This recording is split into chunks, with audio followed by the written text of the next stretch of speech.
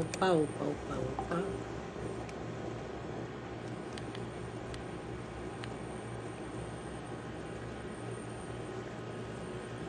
Opa, vamos lá. Boa noite, pessoal.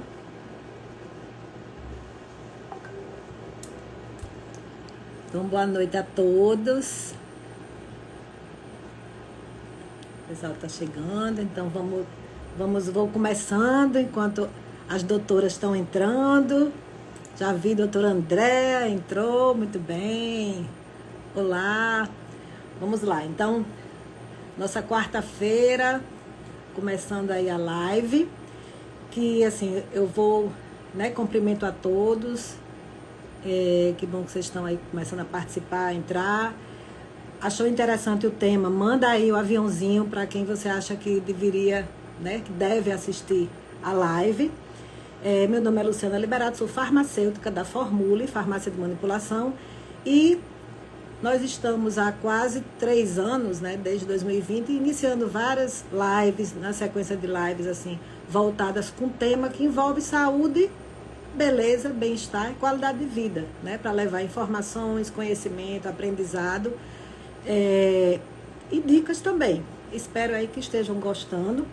Fazemos essas lives com profissionais de saúde, convidamos profissionais de saúde que são referência em suas áreas de atuação.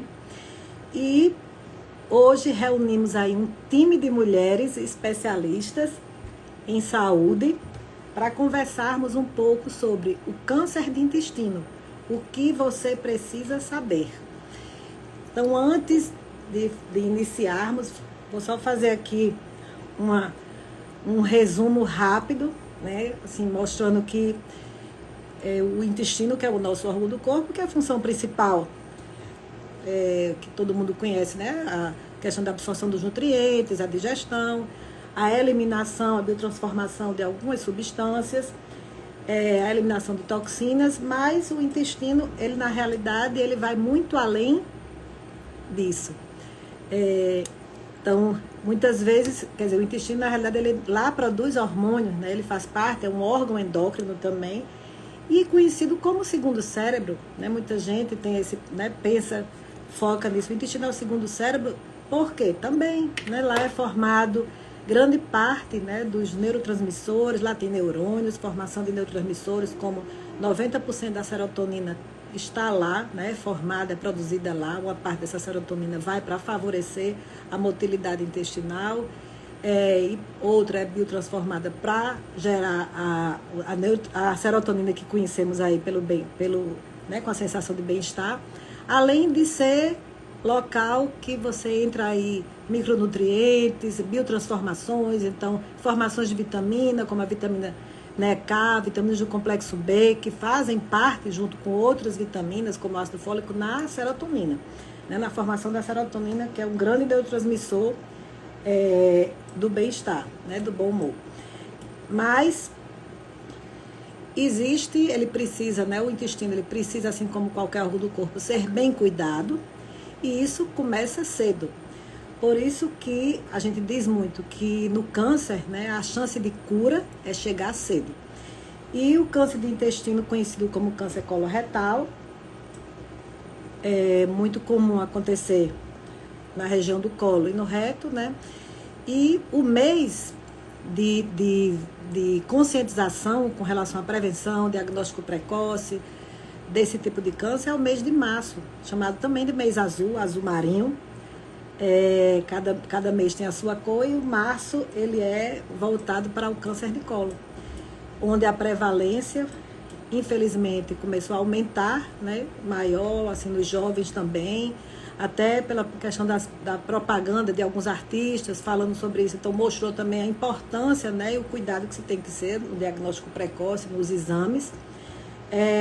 E só para ter um foco aqui, que o INCA, diz entre 2023 a 2025, é provável em torno de 45 mil casos de câncer de colo, nesse triênio. E o diagnóstico precoce faz toda a diferença. Deixo aqui uma informação de que é preciso cuidar da saúde, não só nos meses voltado para cada tipo de patologia de câncer, os 365 dias do ano, merece esse cuidado para gerar mais longevidade, só que com qualidade de vida. Então, e para conversar conosco sobre esse tema, né, foi convidado aí essas 3 grandes especialistas médicas, cada um com a sua importância crucial na prevenção, no diagnóstico, rastreamento, estadiamento, tratamento, acompanhamento desses pacientes. São elas a médica gastroenterologista e endoscopista, doutora Andréa Fonseca, médica e residência, né, medicina e residência médica pela Universidade Federal do Rio Grande do Norte, pós-graduada em endoscopia terapêutica, né, no Sírio-Libanês, endoscopista do Hospital Valfredo Gugel e do Instituto de Endoscopia Digestiva, onde também faz a clínica, professora da disciplina de Medicina Interna 2 da UNP. Já sei que ela está aqui.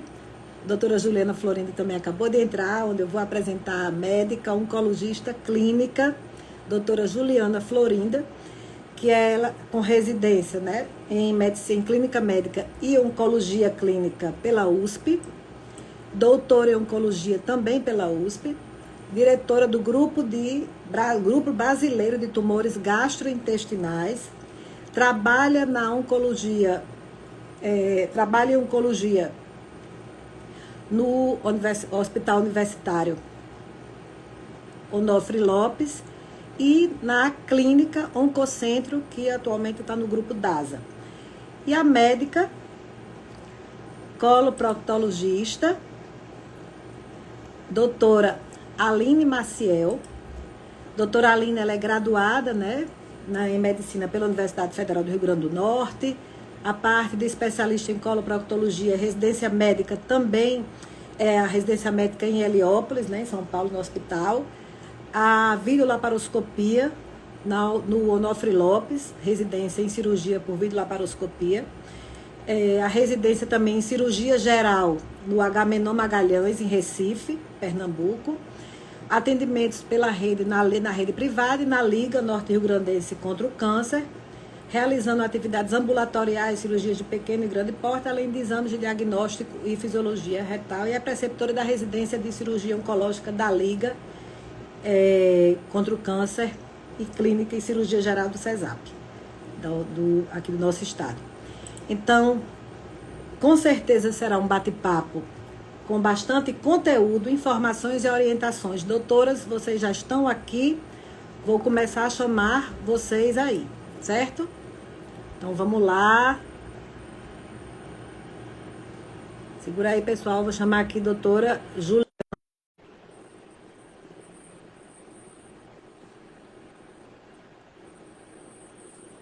Doutora Juliana apareceu aqui já. Olá, doutora Pronto. Juliana. Oi. Boa Boa noite. noite. Boa noite a todos. Que bom aí que você está conosco, deu tudo certo aqui na entrada. Vou chamar que o pessoal está começando a entrar ainda. Vamos lá, pessoal. Vai mandando um aviãozinho, porque o tema é importantíssimo. Vamos puxar aqui. Deixa eu ver aqui. Cadê a André? Aline.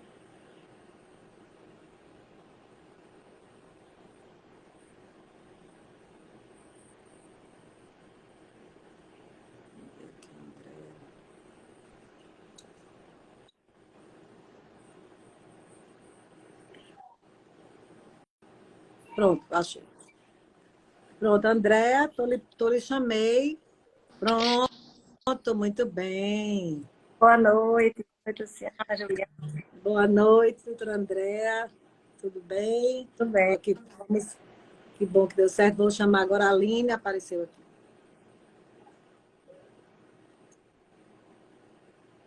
Aline entrou. Pronto.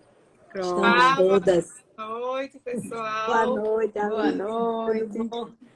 Primeiro aí, quero agradecer por vocês terem aceito o convite, em meu nome e em nome da Formule, para a gente disponibilizando aí o tempo de vocês, que eu sei que é bem corrido e cansativo também depois de um dia de trabalho para todo mundo, para compartilhar aí o conhecimento com todo mundo que está aqui sobre esse assunto, né, que é de fundamental importância. Então, antes da gente começar, se vocês quiserem falar um pouquinho com o pessoal que está aqui online, para a gente começar, porque com certeza vai ser uma oportunidade única de aprendermos, esclarecer dúvidas, promover essa questão da conscientização sobre essa doença tão importante, que é uma realidade que, infelizmente, afeta aí muitas pessoas em todo o mundo. Alguém quer falar alguma coisa? As doutoras? Eu queria, primeiro de tudo, né, agradecer pelo convite, falar que é extremamente importante esse momento, né? A gente tem uma campanha muito grande em novembro sobre o câncer de mama, mas os outros cânceres, eles ficam um pouco esquecidos. E o câncer de intestino, a importância do rastreamento dele é tão grande quanto a do câncer de mama. E tem um impacto ainda maior, como a gente vai começar a falar, porque quando a gente faz um rastreamento, a gente pode até tirar lesões que podem um dia virar câncer. Que com a mamografia a gente não consegue isso. Com a coluna a gente consegue. Então é um impacto enorme. Se a gente conseguisse que esse rastreamento fosse feito em toda a população, eu não tenho dúvida que iria cair abruptamente os casos de tumores de cólon. E, consequentemente, alguns desfechos, assim, os desfechos que, de repente, não são interessantes. E ou sofrimentos e tudo, né? Então, doutora Andréa, doutora Aline, tudo certo? Eu gostaria de parabenizar pela iniciativa, por um tema de tanta relevância. Como a Juliana falou, o câncer de intestino é o terceiro câncer mais comum do mundo inteiro e vem crescendo de incidência a cada ano e cada vez vem crescendo com mais rapidez. E é um câncer prevenível, né? Evitável. Isso. Eu acho que vocês estão de parabéns pela iniciativa de tocar nesse assunto. As pessoas não falam, não conhecem e é muito importante. A informação salva vidas. Com certeza, com certeza. É isso? É como a gente estava falando, que eu estava falando com...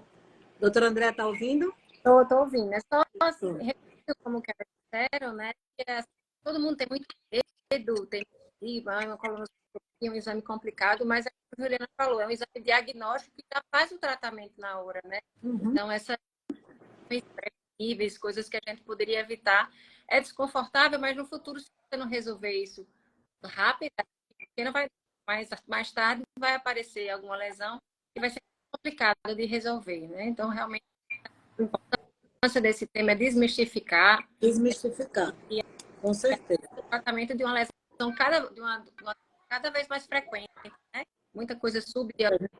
Começa... Quando você toma, lógico, câncer de cólon deve ter as duas métricas que vão, porque a gente, mesmo em fases avançadas, a gente tem coisas a fazer, mas se você está mais cedo, é muito mais fácil de a gente resolver. Tirar uma lesão pequena é muito mais fácil do que um tumor, uma lesão de meio centímetro, né?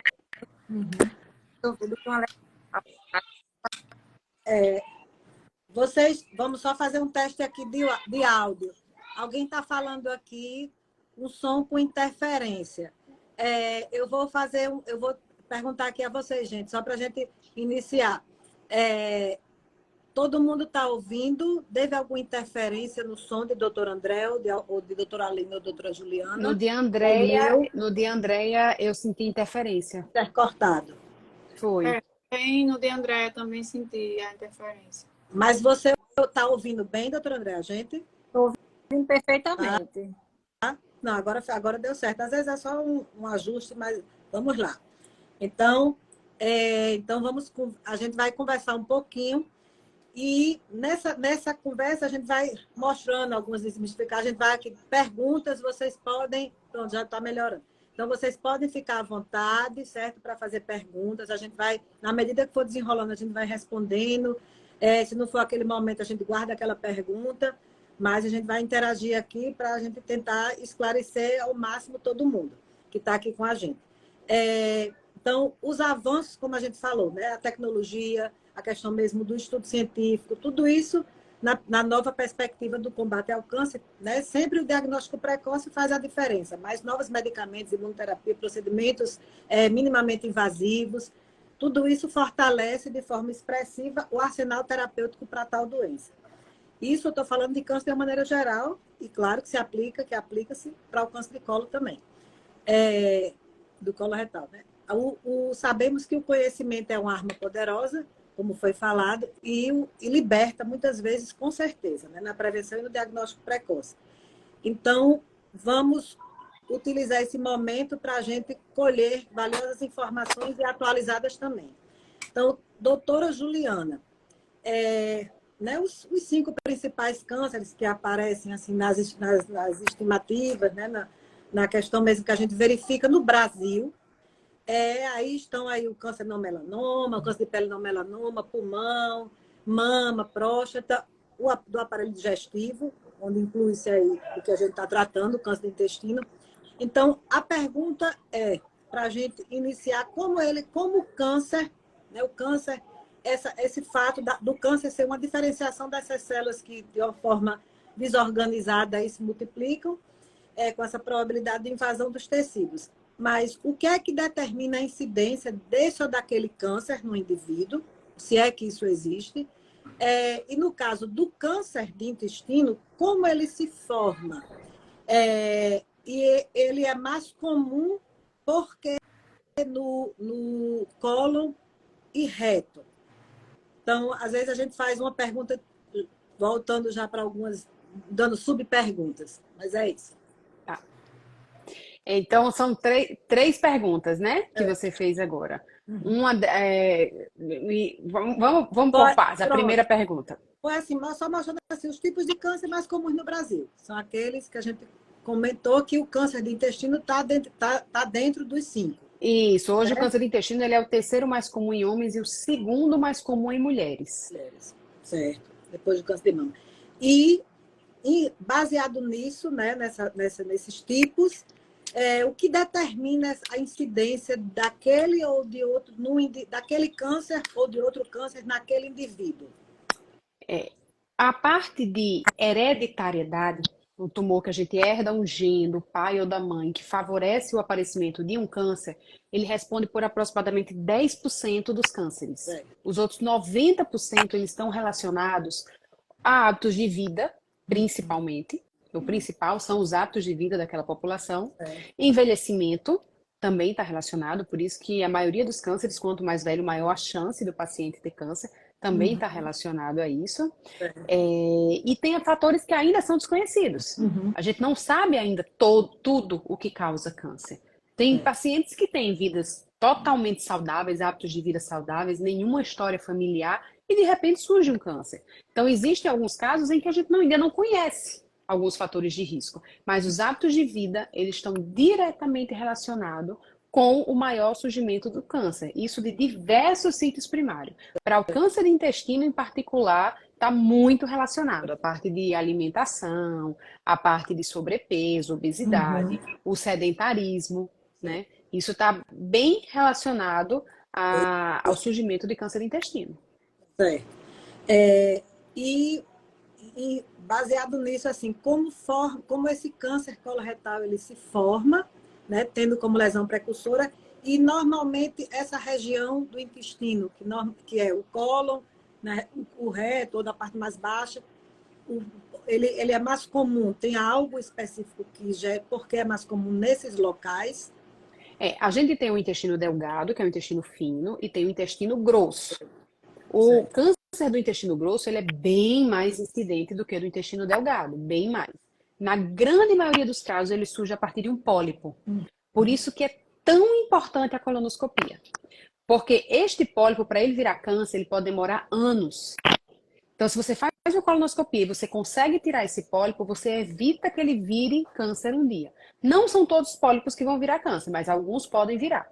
Então, a indicação é fazer a colonoscopia de rastreamento. Você tira aquele pólipo, se ele for presente, e você fica sem pólipos naquele momento, né? Depois de 1 a 3 anos, a depender de qual pólipo você repete a colonoscopia para ver se surgiram novos pólipos. Se tiver surgido, você tira novamente. E assim você vai evitando que surjam lesões precursoras que possam virar câncer um dia. Certo. Daí a importância, né, como a doutora Andréa, você também e a Aline falaram, de que todos os médicos, até quando a gente estava fazendo a reunião, da importância dos médicos de uma maneira geral, assim, não só, né, o médico gastro ou o coloproctologista, o oncologista, mas os médicos, principalmente aqueles que estão em contato anualmente com os pacientes, né? Então, a consulta ao ginecologista, a consulta ao seu cardiologista, o endócrino também, o geriatra, então esse, o clínico, mas assim, eu digo, geralmente aqueles que normalmente você vai habitualmente, anualmente, fazer aquele check-up. Então, esses profissionais orientarem, né? Ter a preocupação de solicitar o exame de colonoscopia, a endoscopia também, mas que isso uma incidência maior, o cuidado maior de se fazer essa solicitação. E isso é muito importante. Então, torna aí, como Juliana falou, a probabilidade de você, né, diagnosticar algo mais cedo é bem maior com esses exames, mas para isso a gente precisa entender como esse exame é feito, tirar um pouco do medo, assim, daquela coisa, ou do tabu mesmo, ou da vergonha de buscar o profissional para fazer esse procedimento. Então, por exemplo, doutora Aline, com certeza ela deve sentir muito isso, às vezes, até pelo o momento que o paciente vai buscar o colo proctologista para fazer um exame que muitas vezes é um exame às vezes nem sempre é um exame de rotina, mas que geralmente vai quando sente algum tipo de desconforto. Então, você percebe isso, Aline, assim, essa dificuldade, às vezes, do paciente, né? Em que momento o paciente deveria estar buscando isso para começar a ter esse cuidado, ou normalmente você percebe que ele espera sentir algo, né? Algum tipo de... ou algo que incomode, algum tipo de incômodo nessa região anal, nessa região, né, ou do reto, mas principalmente, às vezes, até alguma dor que, porventura, precise, né, que vá até você, para você fazer essa observação, para daí, então, né, fazer a solicitação de algo que vá muito além do exame clínico. Bom, como a gente já tinha até comentado antes, quando o paciente chega para o coloproctologista ou para o gastro, ele já vai com alguma queixa e já vai meio que preparado que a gente vai acabar solicitando em algum momento um exame como endoscopia, uma colonoscopia. Por isso que é tão importante que os outros colegas que têm um acompanhamento mais crônico tenham como rotina essa prevenção. Porque o paciente, para fazer prevenção, ele não precisa estar, ele não deve estar com queixas, ele deve estar no momento. Né? Então, aquele paciente chegou 45 anos, nunca fez uma colonoscopia, é interessante que a ginecologista pergunte se fez alguma colonoscopia, o cardiologista, seja o médico, assim, independente da especialidade, um clínico, um geriatra, independente da especialidade, tem que ter essa preocupação.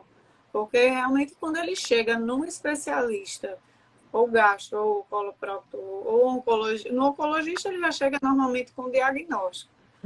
E todos os pacientes que chegam para mim por outras queixas, ou doença hemorroidária, seja o que for, tratei aquela doença, ele tem condições de fazer uma colonoscopia, eu inicio a prevenção em 100% dos meus pacientes. Quando chega o momento, ele já sabe que vai fazer. Eles têm receio, mas quando a gente conversa, explica a importância, eles acabam aceitando, sim, e fazendo. Então, doutora Andréa, como você realiza, né, assim, o exame da colonoscopia e como a doutora Aline falou, né, assim, a importância de, a partir dos 45 anos, antes era, né, a partir dos 50, mas aí né, o colegiado aí puxou um pouco essa questão mesmo dos 45. É claro que pacientes antes têm, né, com histórico, de repente com alguma doença inflamatória intestinal, você precisa até ser antes disso, mas explica um pouco sobre o procedimento, né? Porque assim, realmente o preparo, durante, essa questão da dor, como é depois, os riscos, Se isso é uma coisa que deve ser aquela coisa, pesar na balança. Então, isso para que as pessoas deixem de quer dizer, tenham como a colonoscopia um exame de rotina, quer dizer, um exame que faça parte do seu rol de exames anuais, ou quer dizer, anuais não, de rotina, de acordo com o intervalo orientado pelo médico. Isso. Realmente é isso. Assim, os exames de rastreamento, como a importância dos outros médicos pedir, não é confortável fazer mamografia, apertar a mama ali não é confortável, mas já não é confortável para o preventivo ginecológico, mas todo mundo já sabe a importância disso.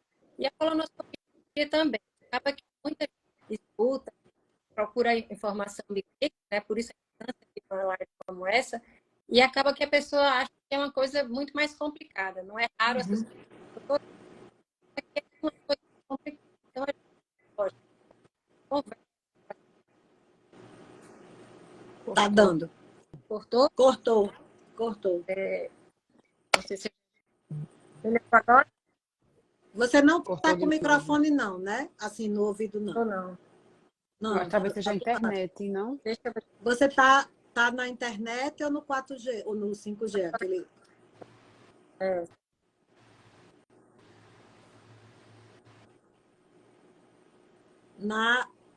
melhor. O que fica... Tá como se fosse assim, cortando...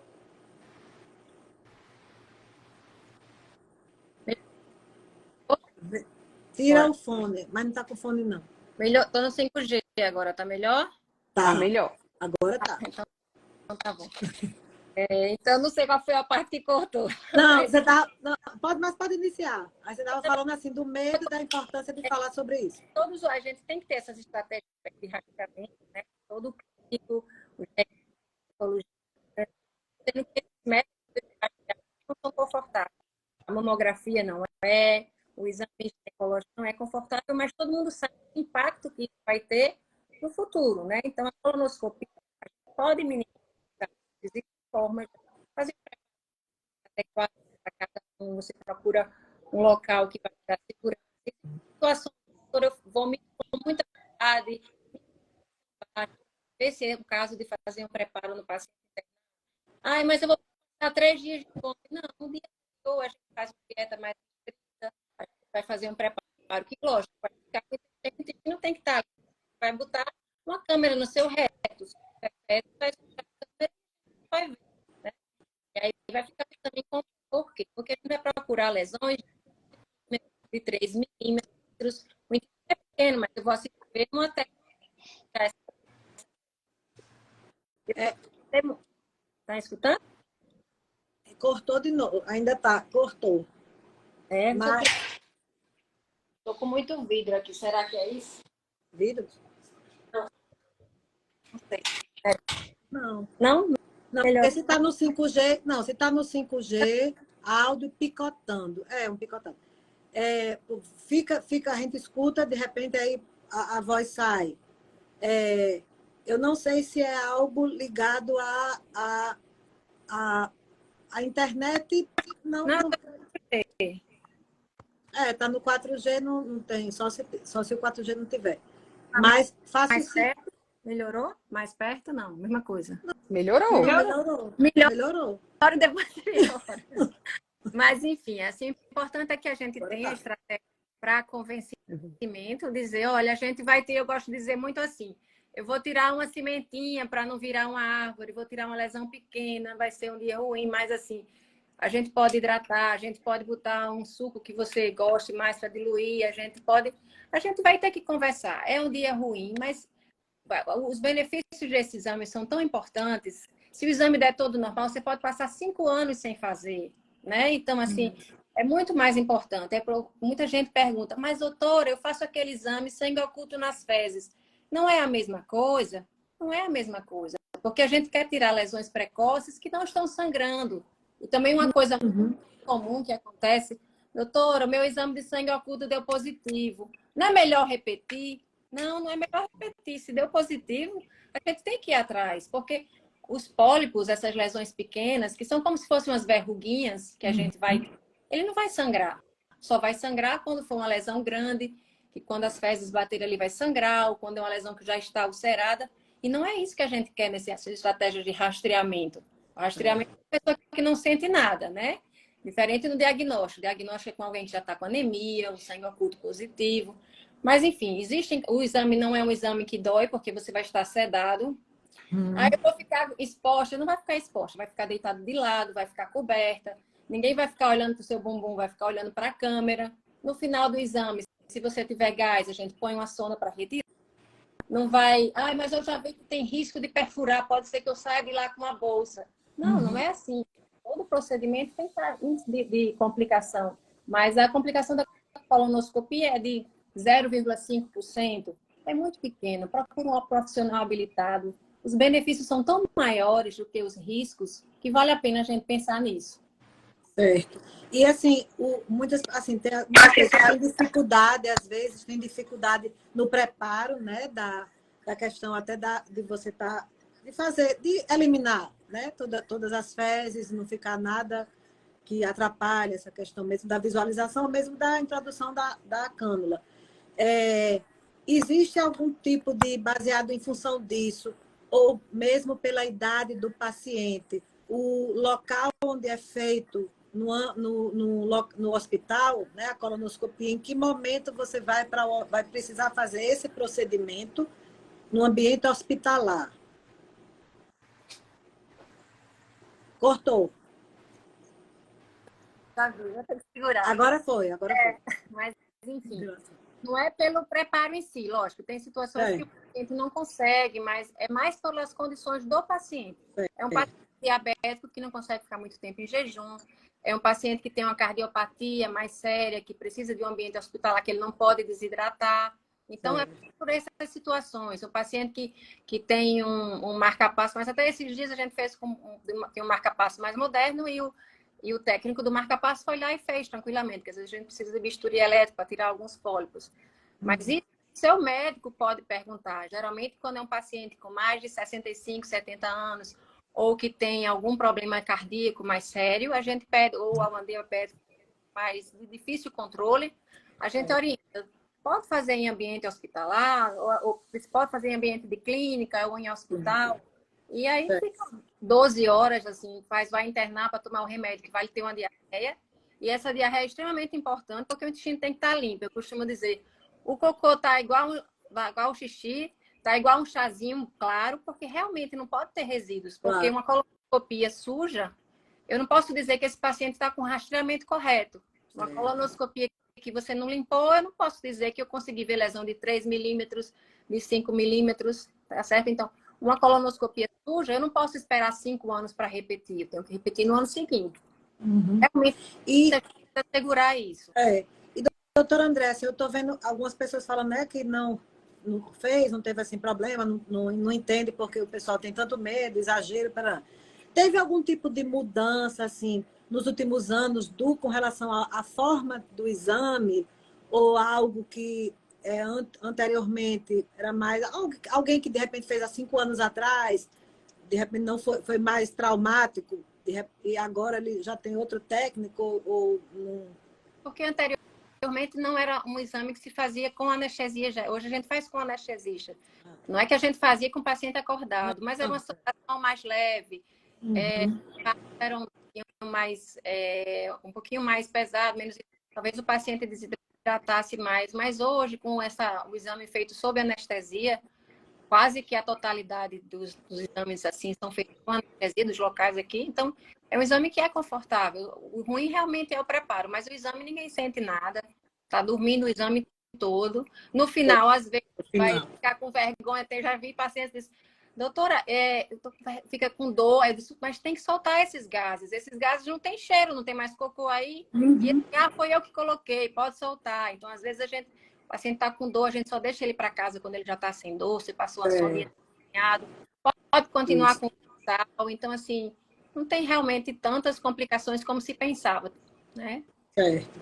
E, então, e até porque a colonoscopia torna-se um exame para rastreamento, para diagnóstico, mas também para tratamento. Né? Porque muitas vezes, se for observado algo como um pólipo já uma lesão. Isso, tem pólipos planas que a gente consegue tirar por endoscopia, sem grandes complicações, né? Às vezes até a gente já tem muita técnica endoscópica boa e a gente tem mais aparato. Se sangrou, dá com aquele pólipo que você tirou, ou a gente queima, coloca um clipezinho. Então, assim, realmente é um exame que está com segurança, né? Hoje em dia de se fazer. Certo. E ainda no exame da colonoscopia, em qual situação, de repente, assim, você, ou pelo formato de alguma alça, algo, em que momento, assim, ou um paciente mais idoso, ou muito idoso, que a colonoscopia pode ser substituída por algo menos profundo, como a retossigmoidoscopia, que a gente tem conversado? A retossigmoidoscopia, ele vê, como o nome está dizendo, o reto e o sigmoide. Quando o preparo é um exame que a gente não faz aquele preparo que tem que tomar o manitol. É um preparo mais simples, que você vai fazer uma lavagem desse intestino. O paciente não tem que ficar em jejum, é normal, mas como o nome está dizendo, é um reto e sigmoide. Existem situações que a gente faz, que é um sangramento, a Aline pode dizer melhor, um sangramento vermelho vivo, e você suspeita muito fortemente que se houver alguma lesão, é nessa parte mais distal. Então, você faz só uma lavagem, ou então o paciente tem condições de se submeter ao uso do manitol, mas, por exemplo, se aparecer uma lesão no reto ou sigmoide, aí a gente vai ter que conversar com esse paciente para depois fazer uma colonoscopia completa, porque 5% das vezes podem ter lesões sincrônicas. Então, por exemplo, se aparecer um tumor no reto, eu tenho... mas não está no reto, doutora, por que eu não resolvo logo aqui? Mas a gente precisa saber se não tem lesões no reto. Então, exame que pode se lançar a mão, mas tem suas indicações. Existe uma forma de rastreio, além do sangue oculto anual, que é uma técnica. Existe o sangue oculto mais a retossigmoidoscopia, mas realmente, você me pergunta qual é o que tem mais impacto, qual é o completo, é a colonoscopia. Colonoscopia. E é possível, numa situação de exame, às vezes, né, como o gineco prescrever, né, o cardiologista, fazer a endoscopia e a colonoscopia no mesmo momento? É possível, sim. A gente faz o primeiro exame, a endoscopia é um exame mais simples, que o preparo da endoscopia é só ficar em jejum. 8, 12 horas, e você faz a endoscopia, é um exame mais rápido. E aí a gente vira a cama, troca o aparelho, até engraçado. Que uma vez um paciente chegou assim, doutora, vou fazer os dois juntos, mas eu queria começar por cima, sei lá se a senhora vai usar outro, ou então passa ao menos uma aguinha se começar do outro lado. São dois aparelhos diferentes, não é o mesmo. Eu quero começar por cima. Mas é importante porque... Isso, com certeza. Pensa, não, assim, são perguntas que a gente não imagina, mas que são dúvidas e as pessoas às vezes não perguntam, né?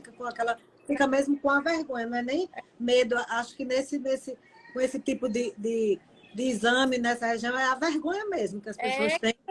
Como você tinha falado, né, daquele caso da paciente, né, do sexo anal. Né, do paciente, do senhorzinho que não sabia se homem podia fazer, né? Podia ter câncer. Um senhorzinho mais humilde, né? De zona rural, chegou, eu fui explicar, ele estava com anemia, disse que tinha que fazer, explicando como eu sempre gosto de explicar.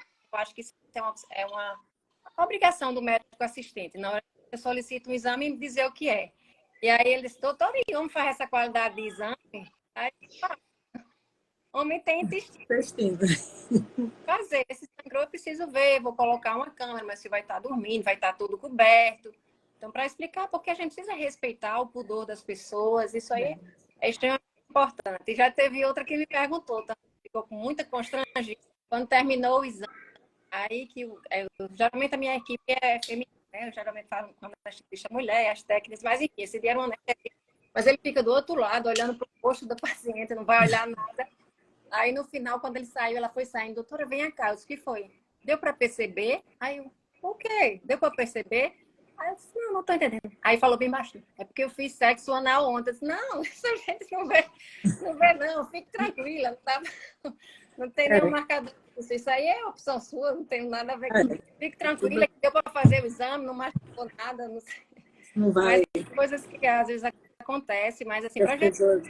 aqui, o médico está ali mais para dar o seu suporte, o seu apoio. E Uhum. é um exame que hoje em dia muitos dizem isso. Poxa, pensei que era mais complicado que Né? o pré. Como está se comentando aqui, é exatamente isso. Eu pensei que fosse aquilo. E aí isso vai disseminando, né? Às vezes uma pessoa vai, não é, né? Foi tranquilo e tudo, mas claro, que às vezes as pessoas ainda ficam, mas é importante esclarecer.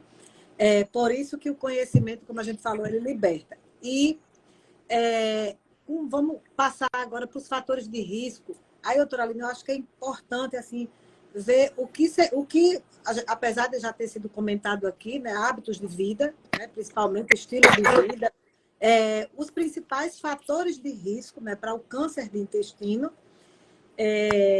e a relação do câncer de intestino com as doenças inflamatórias intestinais, né, como a colite, o próprio Crohn, e a relação, como você falou, câncer de intestino com obesidade. Certo. O principal, como a gente já disse, são os hábitos de vida desregrados, né? Alimentação pobre em fibras, né? Rica em embutidos, industrializados, o sedentarismo, a obesidade, a ingestão de bebida alcoólica, todos esses hábitos, a qualidade de sono ruim, o estresse, todos esses hábitos de vida não regrados são prejudiciais ao intestino, porque eles têm a pessoa que não tem hábitos saudáveis, ela tem alteração da permeabilidade intestinal, tem uma atividade pró-inflamatória muito grande, a microbiota, né, as bactérias boas que residem naquele intestino, que não está em condições ótimas, ela é diferente, ela protege menos. Então, tudo isso daí é fator de risco. Pessoas que têm uma doença inflamatória intestinal, elas têm 10 vezes mais chance de ter câncer de intestino, justamente por ter o intestino inflamado. Uma pessoa obesa, uma pessoa que não come bem, ela tem o intestino inflamado.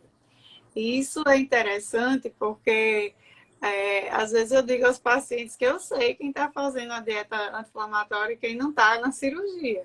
Eu opero também casos de endometriose profunda com as meninas e as pacientes são muito fidedignas à dieta, elas fazem tudo muito direitinho, se preparam para ir para a cirurgia, são mulheres jovens, saudáveis.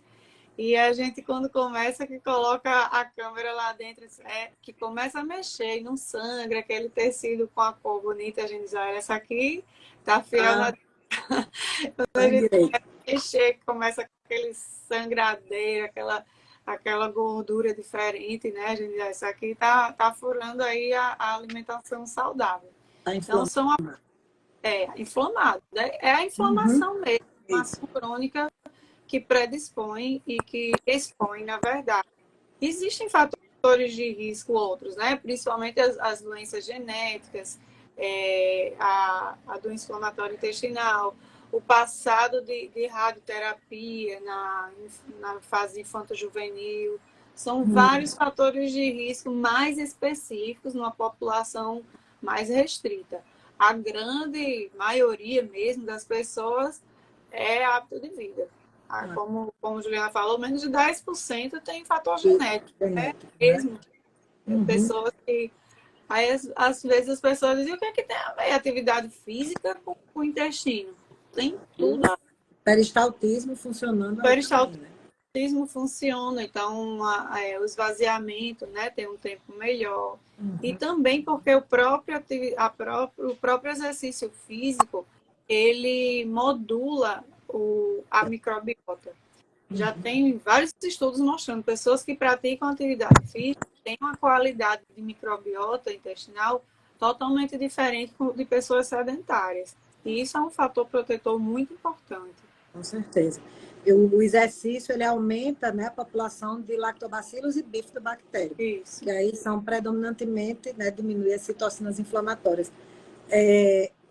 Eu estava vendo que o paciente com doença inflamatória, normalmente, pelo fato da doença inflamatória, aquela coisa, inflama e cicatriza.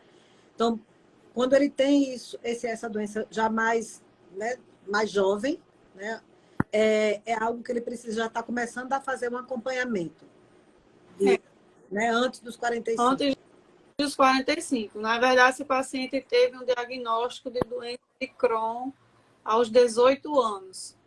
Pelo menos 10 anos após o início do diagnóstico. Por exemplo, o paciente que começou a ter doença de Crohn com 18 anos, até os 28 ele tem que ter feito uma colonoscopia. Normalmente eles fazem mais, até para diagnóstico e controle da doença, eles fazem com uma certa frequência, mas eles têm que estar vigilantes realmente. Independente, não é igual à população geral, que preconiza hoje 45, e eu acredito que muito em breve vai se baixar para 40, porque a incidência em jovens tem aumentado muito, e a faixa etária mais precoce ainda. E esses pacientes realmente têm um acompanhamento bem restrito. Mais específico. E essa, como você falou, 45, e até normalmente seria assim, até que idade, né, mais avançada é interessante que continue, que vá se fazer, né? Até que idade? A partir de tal idade, devido ao risco. Em até 75 anos. Então, a pessoa vem fazendo rastreamento desde os 45, chegou aos 75, ele passou por média. Se tiver pólipos, não tiver nem nada que indique que ele tenha que continuar, teoricamente ele está liberado de fazer, mas não está proibido de fazer uma colonoscopia. Se tiver sintoma, vai fazer, vai ter diagnóstico, vai ter tudo. Ele não tem mais aquela periodicidade de se fazer a colonoscopia como rastreamento. Mas a expectativa de vida aumentou muito. Então, tem pacientes de 75 anos e tem pacientes de 65 anos. Tem paciente de 50 anos que você olha e acha que já tem 75. E tem pacientes, eu já operei alguns pacientes, não foram poucos, de entre 90 e 100 anos com câncer coloretal. E aí, justamente esse paciente é o paciente que demora mais para falar alguma coisa, para se queixar de alguma coisa. Então, tudo isso tem que ser muito ponderado. Vai deixar de fazer rastreamento, mas tem que ter alguém vigilante por ele, porque é um paciente que não vai chegar, eu estou tendo diarreia. Quando ele vai falar isso, ele já está 1 ano tendo diarreia, normalmente.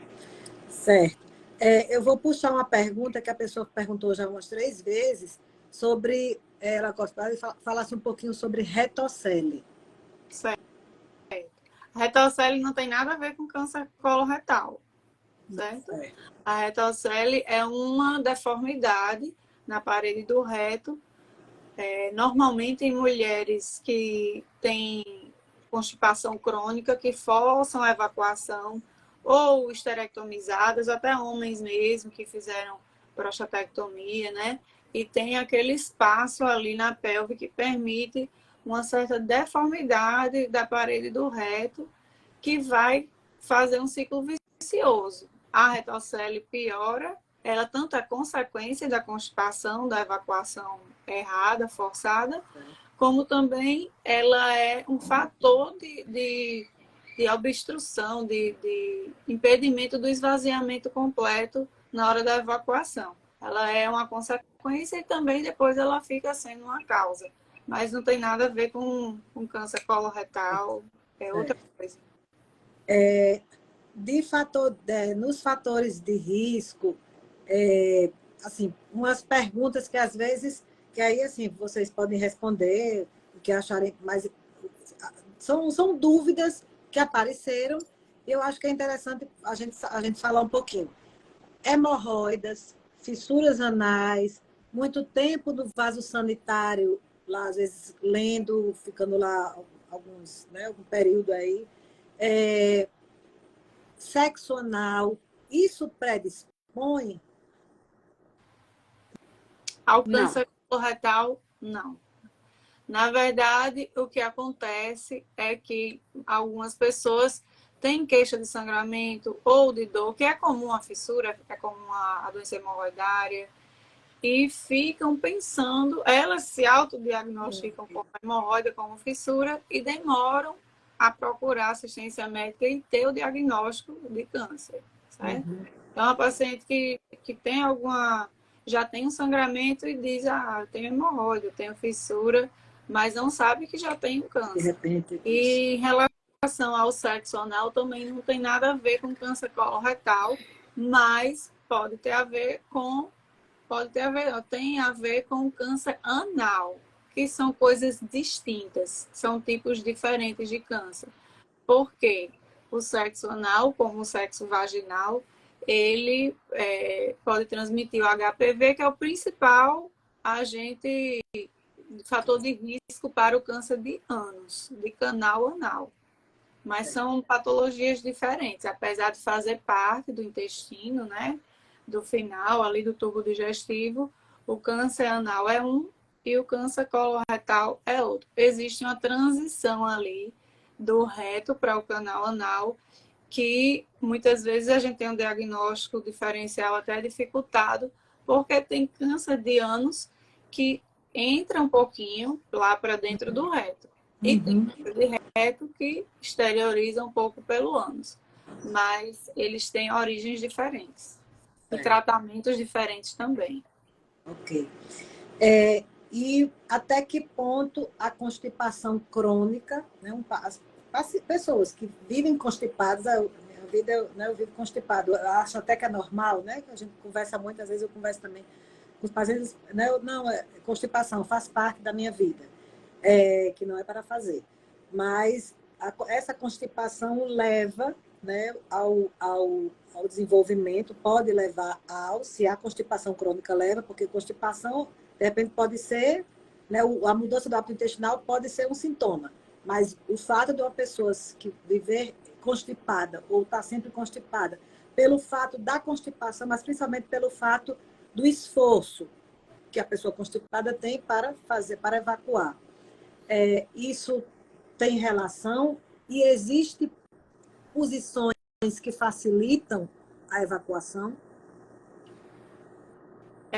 Vamos começar do final. Posições que facilitem a evacuação, a gente orienta o paciente a ter uma posição em que o joelho fica um pouco mais elevado em relação ao quadril, né? A gente orienta pacientes que têm esforço evacuatório, colocar um banquinho desses que criança usa para usar no banheiro, na pia, para ficar mais alto.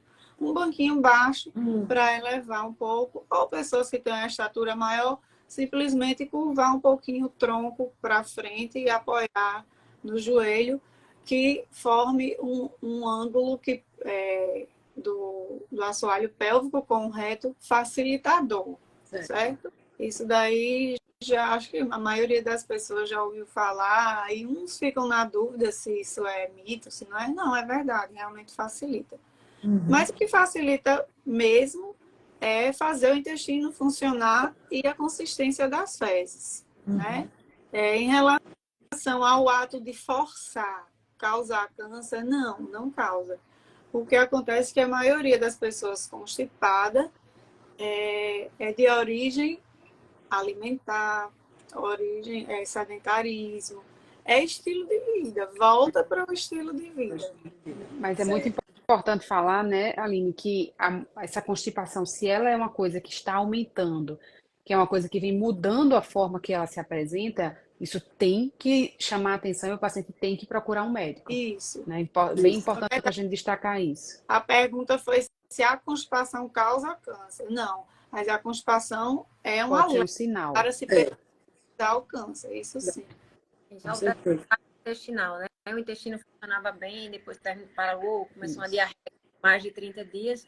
ou as fezes que eram constipadas, ela passava 2, 3 dias, agora passa 15, agora passa 20, agora só defeca com lavagens, com laxantes. Isso, as fezes estão sempre com um calibre diferente, né? Então acho que é mais isso, né? Alteração do hábito Do hábito lá, né? intestinal. Que daí já é ponto para ficar atento. Isso, mas eu acho que isso, né? A constipação é estilo de vida. É quem constipada, quem bebe pouca água, quem come muita, pouca fibra, né? Que são os fatores protetores, pouca fruta, né? Eu acho que isso e pelo fato na questão mesmo agora, em que momento, né, desconfiar, a gente terminou, né, já falando disso agora como o formato aí da mudança do hábito intestinal. Mas o câncer, como a doutora Juliana até tem no início, assim, é de desenvolvimento lento, né? É um câncer que é de desenvolvimento lento e normalmente assintomático. Então, daí a importância dessa prevenção precoce. Então, como desconfiar do câncer de intestino? Tem alguns sintomas, né, que são sintomas de alerta para a gente, começando pelo que a gente acabou de falar agora, mudança do hábito intestinal, ou para mais ou para menos. Um paciente que começa a ficar constipado, essa constipação só aumenta. Ou o contrário, um paciente que evacuava normal e de repente ele começa a evacuar várias vezes ao dia. Começa a ter diarreia, que não é uma diarreia limitada. Não é uma diarreia que comi alguma coisa, durou 2, 3 dias de diarreia, depois eu melhorei. Não, é uma diarreia que não está melhorando. Ou ele está evacuando várias vezes ao dia e antes não era assim. O formato das fezes também pode influenciar, principalmente se a gente tem cânceres mais distais, que é mais no final do intestino. Porque se eu tenho um tumor, aqui eu tenho vamos supor que eu tenho o orifício do intestino. Na hora que eu tenho o tumor, as fezes vão ficando mais estreitas na hora que ela vai passando. Então é o que a gente chama de fezes em fita, são fezes mais fininhas. E aquilo vai cada vez melhor estreitando mais, fezes em fita. A mudança do formato tem que chamar a atenção para que se ali tem um câncer. A presença de sangue nas fezes. E isso pode ser o sangue vivo, que seria o sangue vermelho vivo, ou o sangue que a gente chama que é o sangue digerido, que às vezes quando está logo no início do intestino, o sangue ele pode se apresentar digerido, que é um sangue preto, que as fezes ficam pretas, negras mesmo. Fezes negras da cor do meu cabelo. As fezes ficam preta. Isso tem que chamar atenção, que isso pode estar tendo algum sangramento no trato digestivo que está atingindo essas fezes e elas estão negras, tá? É outra coisa que também chama atenção. Dores abdominais. Uma dor abdominal que não passa. De novo, não é uma cólicazinha, você teve uma cólica, deu uma diarreia, passou. Não, é uma dor que está cada vez mais constante. Uma dor que está incomodando. Você tem que motivar, isso tem que motivar a investigação. Perda de peso sem explicação. De repente o paciente começou a perder peso, ele não está fazendo dieta, ele mantém a ingestão alimentar dele, mas ele está perdendo peso. Quando a gente tem um câncer, normalmente esse câncer, ele falando de uma forma bem clara, assim, ele suga energia, né? Ele consome energia, então o paciente começa a perder peso, ele pode perder peso sem explicação. Fazer um hemograma e ter uma anemia. Aí a gente vai olhar como é que está o ferro. O ferro está baixo. Se o ferro está baixo, principalmente homem com anemia com ferro baixo, ele está sangrando de algum canto. Então a gente tem que procurar se no trato digestivo tem algum sangramento. Mulher, quando ela menstrua, pode ser por causa da menstruação, mas a gente não tem que afirmar que seja. Primeiro você tem que investigar. Então a anemia, ela merece uma investigação do trato gastrointestinal, se a gente não tem uma outra causa que explique essa anemia. Deixa eu ver o que mais. Eu acho que é... Quando você falou da dor, a dor ela pode ser unilateral ou ela tem algum lado que ou não tem? Não, porque o intestino ele começa de um lado e atravessa para o outro. Então pode ser em qualquer lugar do abdômen, pode ter dor. Inclusive pode ter dor na hora de evacuar, se forem tumores mais do finalzinho. Pode sentir dor na hora de evacuar, pode sentir vontade de evacuar mais vezes, pode sentir vontade de evacuar e não evacuar, que é o que a gente chama de tenesmo. O paciente fica como se tivesse aquela vontade de evacuar, mas ele chega no vaso e não sai nada. Isso também pode acontecer. Além de sangue, pode sair muco nas fezes, umas fezes com muco, com uma gosma ali, tem que chamar a atenção também. Querem acrescentar alguma coisa, Aline e Andréa? Vocês lembram de algo mais? Só massa abdominal palpável. Sim. Para esse paciente que tem uma lesão mais obstrutiva, as fezes vão chegando naquele ponto em que ela não consegue passar e vai dilatando cronicamente aquele ponto onde o tumor começa. Então, começa a dilatar aquela alça e, às vezes, o que você palpa não é o tumor, é o acúmulo de fezes. Isso a gente sente em pacientes magros, né? Que tem a parede um pouco mais flácida no próprio... o próprio paciente chega dizendo, doutora, tem um caroço aqui. E ele já mostra onde é. Isso aí, em fases um pouco mais avançadas, também é possível. Mas aí isso seria um fecaloma ou não? Não É como se fosse um fecaloma, só que ele é no ponto do tumor. Não é um tumor já mais obstrutivo, maior. Podem fazer São lesões grandes.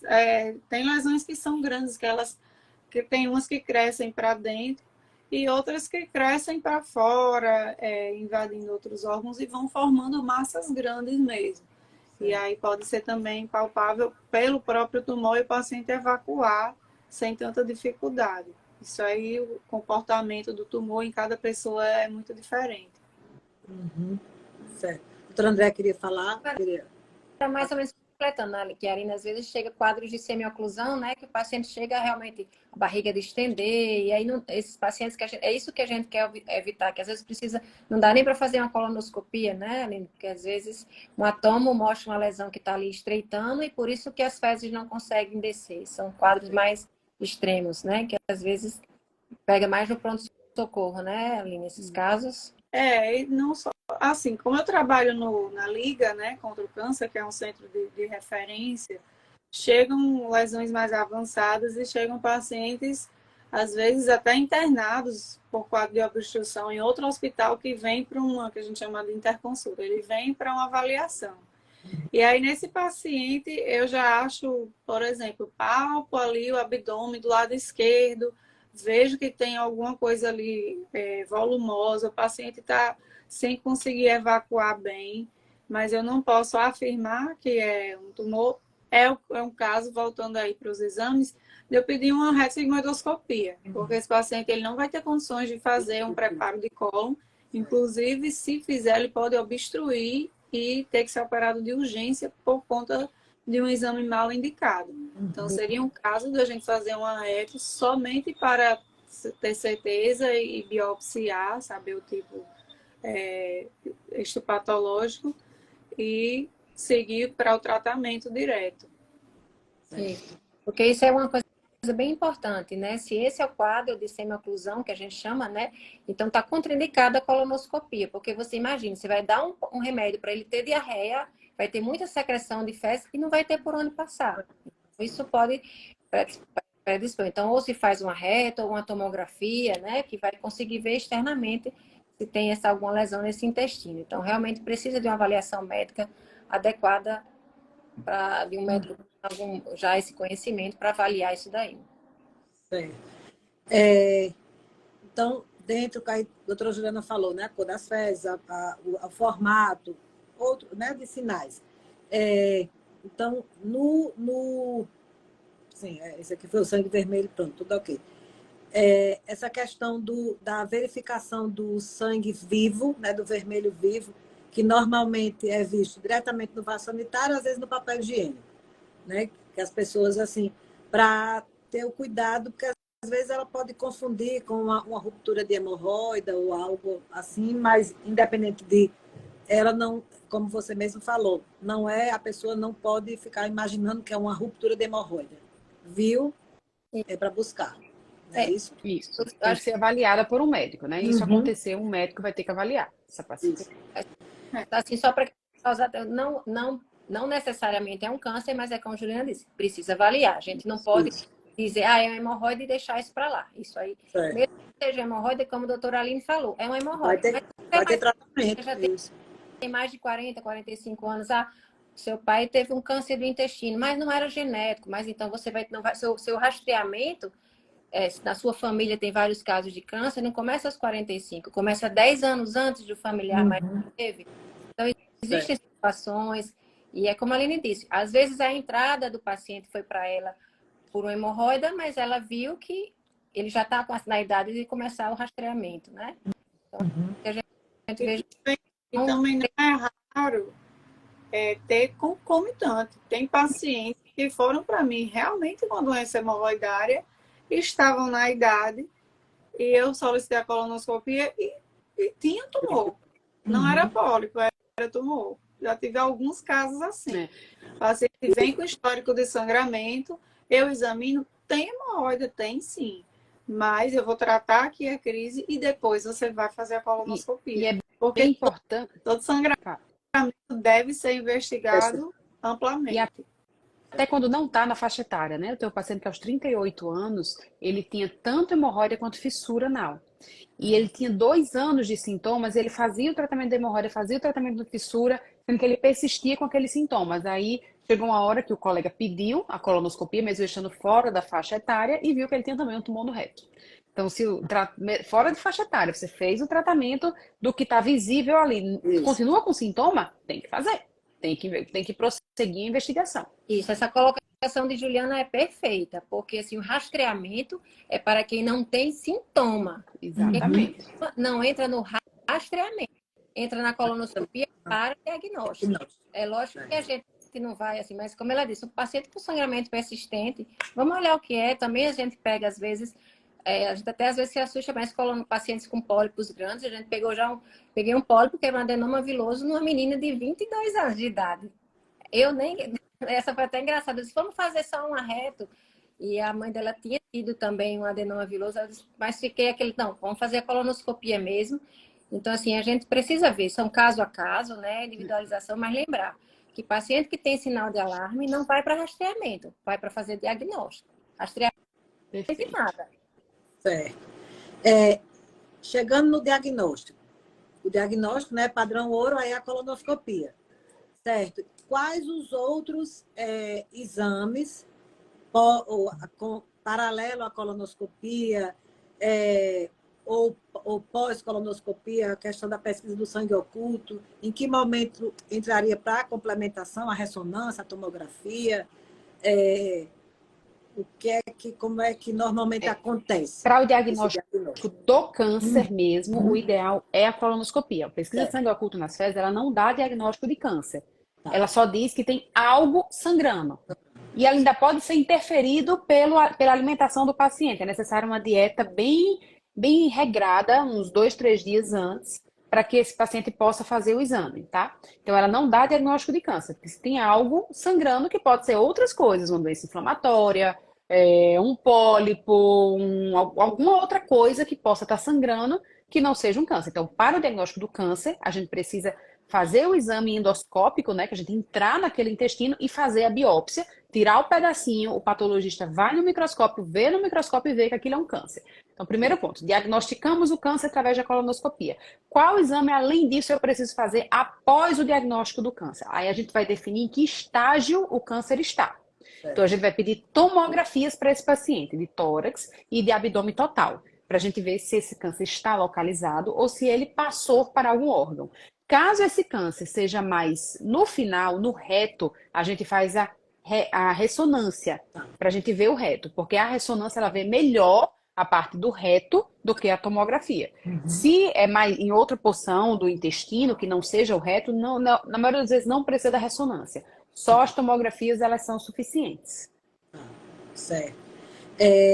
E no caso da colonoscopia, ter encontrado o pólipo, certo? O pólipo ainda não é a lesão precursora, mas o pólipo foi retirado.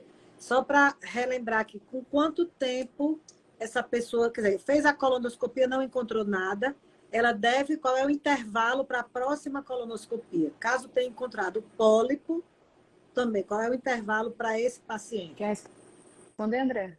Posso responder, tá? Então, assim, uma colonoscopia normal, que não tem achado nenhum, você pode repetir de 5 a 10 anos. Sinceramente, eu acho 10 anos tempo demais. Também, né? também. Para mim é 5. Porque assim, se a gente for pensar que quem é a lesão precursora do câncer, geralmente é o adenoma, que o câncer do intestino é o adenocarcinoma. Então, a cascata de transformação, que a gente chama de adenoma carcinoma, né? 4 a 6 anos, não é isso, Juliana? Então, o que é que a gente faz? Uma colonoscopia normal, 5 anos, dependendo da quantidade de pólipos e do tipo desse pólipo que a gente vai repetir. Se for os pólipos adenomatosos, se eu tenho mais de 4 adenomas, eu repito no ano seguinte. Se eu tenho menos de 4, eu posso repetir com 3 anos. Agora, outra coisa que a gente precisa ver, se foi uma colonoscopia completa. O que é uma colonoscopia completa? Chegou ao cérebro, chegou ao intestino delgado, é uma colonoscopia completa. O preparo estava bom, o intestino estava limpinho, então tá ok. Esse foi um paciente que fez o rastreamento ok.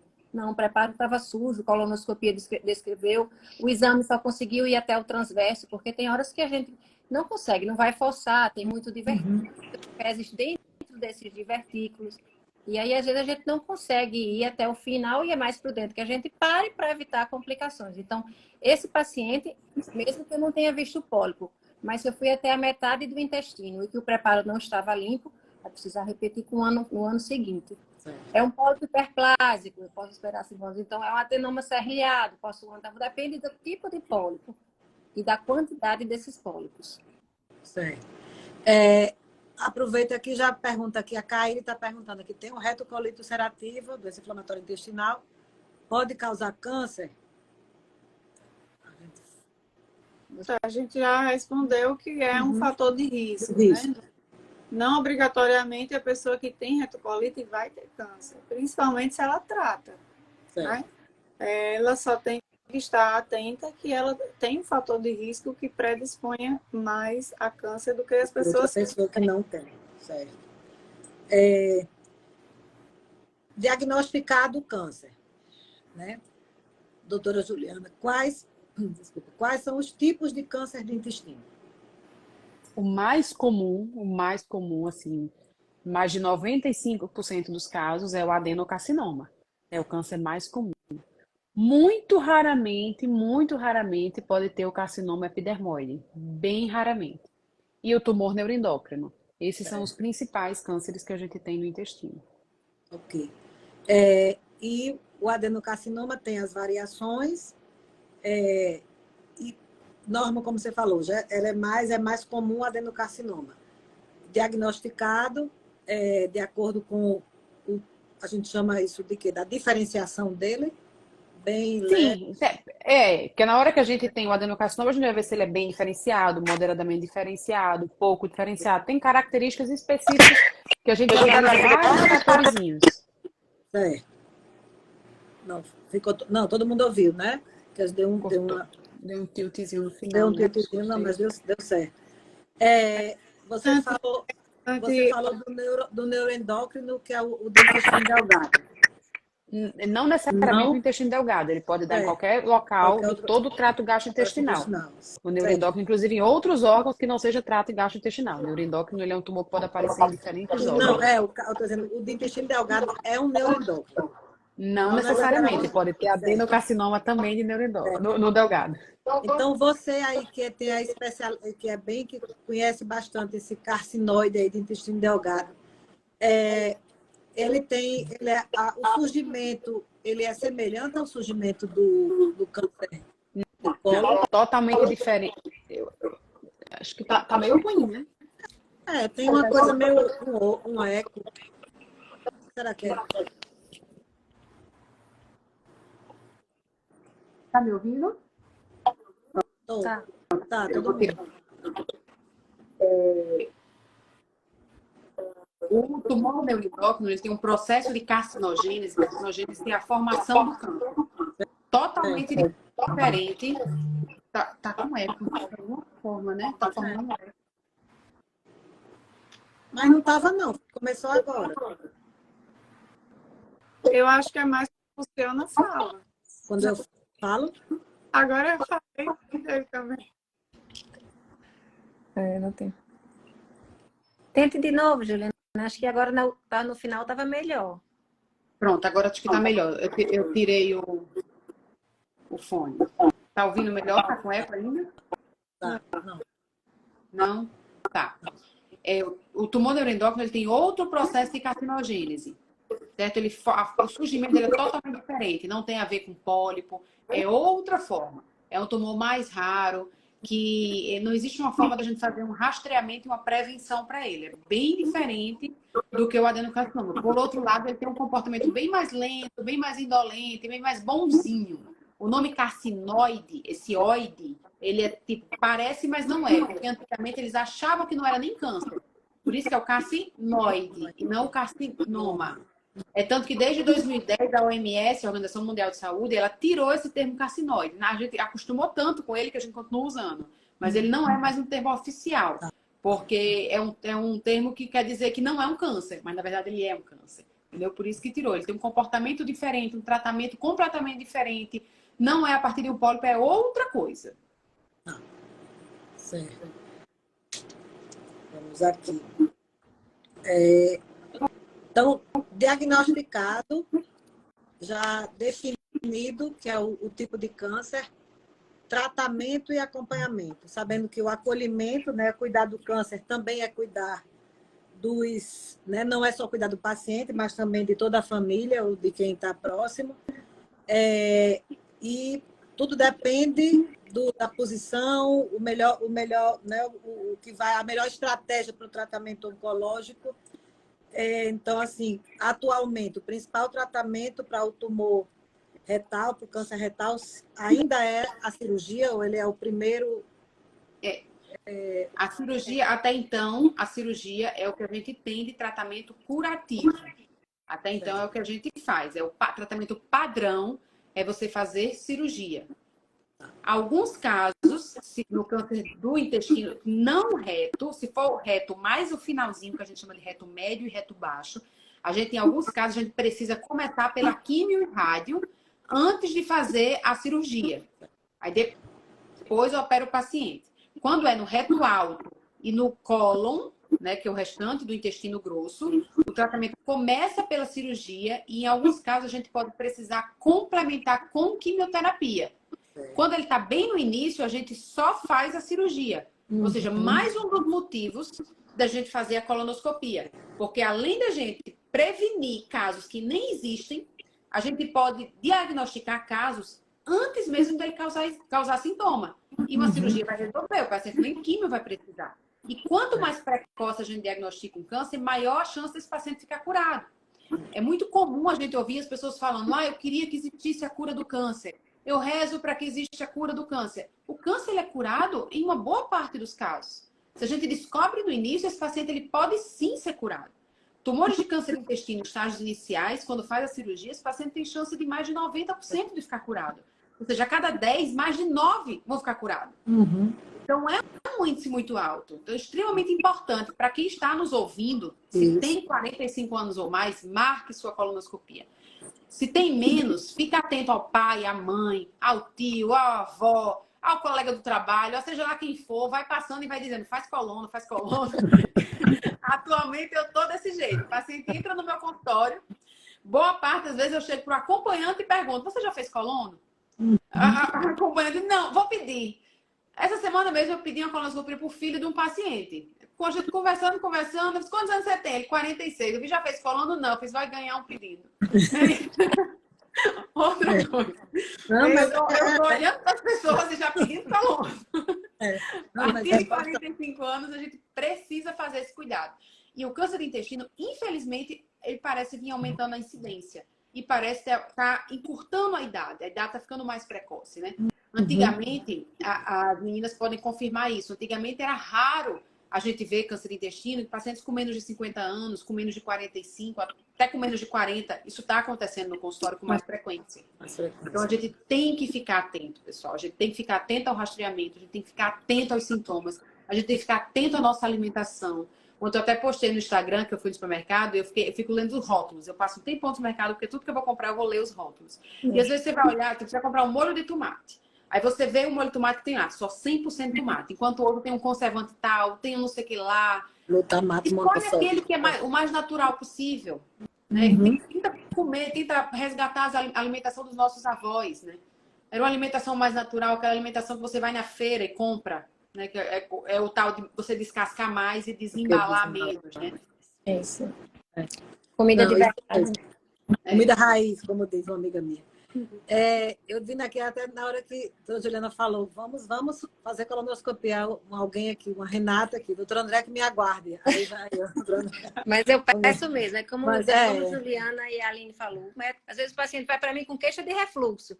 mas faz parte do interrogatório. Já fez colonoscopia? Então, eu já... Isso, vai. Às vezes, na primeira consulta, eu não peço não para não assustar, mas eu já boto... Olha, vamos ver aqui. Nas próximas, a gente já... Mas eu Até boto sempre... vai esclarecendo, e o esclarecimento é que é a chave. E assim, uma Na coisa importante... Sim. Desculpe só falar com Não. essa questão da informação, como é importante. Esse ano, esses últimos 2 anos, tivemos pessoas famosas, Pelé, Preta de Simoni, e eles vestiram essa camisa mesmo da prevenção. E assim, muita gente se tocou com as histórias deles, e a gente tem visto cada vez mais a necessidade e os pacientes buscando realmente a colonoscopia. Né? Então, a gente vê isso com frequência. Às vezes, muita gente, eu vejo que conversa até os sintomas que a Preta Gil falou que tinha, o pessoal começa a dizer que está sentindo isso também, né? Então, às vezes a gente sabe que tem uma parte tendenciosa. Mas é importante a gente pensar, está na idade de fazer, vamos fazer, se der normal, é o melhor resultado para se dar, passa 5 anos para fazer, né? Então, o que a gente quer que dê normal mesmo. Não, com Essa certeza. semana eu pedi até para a recepcionista lá da clínica. Eu já fui, ao final do atendimento, ela foi me passar algumas peneiras. Eu disse, você já fez colonoscopia? Vamos fazer. Ah, doutor, então vamos. Peça para o marido também. Eu vou pedir para o marido também. E é para assim, do jeito que é como a gente falou, né? Você vai para o Papa Nicolau, né? Vai para o preventivo, que é conhecido. E o diagnosticado, assim, você falou da cirurgia, mas é possível que na colonoscopia fazer a remoção do tumor, da lesão e pronto, encerrou o tratamento? Em casos muito iniciais, sim. Em casos bem precoces, sim. Isso tem que ser bem individualizado, bem analisado. A gente tem que ter um exame muito bom, um médico bom fazendo o exame, um patologista de confiança analisando esse exame, para a gente poder apenas acompanhar após essa ressecção. Mas sim, existe. No meu consultório, eu tenho paciente que conseguiu retirar pela colonoscopia, porque era bem inicial e que a gente está só acompanhando e, graças a Deus, não apareceu nada. Apareceu. E a conduta que eu vou perguntar, Aline, a conduta da hora, né, da necessidade de estreitar mais ou avançar mais essa remoção mesmo de alguma borda mais limpa, até com alguma dificuldade ou certeza, né, se algo saiu ali daquela região. A cirurgia seria normalmente, né, o coloproctologista que vai fazer esse procedimento, mas a minimamente invasiva. Então, hoje a gente vê aí, existe aquela cirurgia aberta, né, que às vezes o paciente, em algumas situações, o medo que as pessoas têm da colostomia, mas e a cirurgia, a ressecção transanal, ficando restrito, a minha pergunta assim, a não necessidade, eu sei que depende, como o doutor Gilman falou, é individualizado, o tratamento é individualizado. A não necessidade, ou mesmo assim seria interessante a rádio, a químio? Então, vamos lá. Primeiro de tudo, a gente tem que estadiar esse paciente, saber qual é o tumor, qual é o tamanho do tumor, se tem linfonodos. A gente vai fazer uma avaliação dele como um todo. E aí, graças a Deus, a medicina e a cirurgia e a oncologia tem evoluído, né? Por conta até pelo número do aumento de casos. E hoje em dia se faz muito mais ressecções por colonoscopia, por exemplo, de lesões maiores, com segurança, do que há algum tempo atrás. Eu já operei muito pólipo e tirei pedaços do intestino de pólipo, porque eu vou fazer 20 anos de formada, então não existiam técnicas tão precisas para remoção de lesões maiores, porém iniciais. Hoje em dia é possível ressecar lesões que são maiores, mais espalhadas, por colonoscopia. Claro que não é uma coisa simples e tem que ser realmente feito por quem tem habilidade, tem treinamento para isso. E a gente fica acompanhando o paciente de ser submetido a uma grande cirurgia.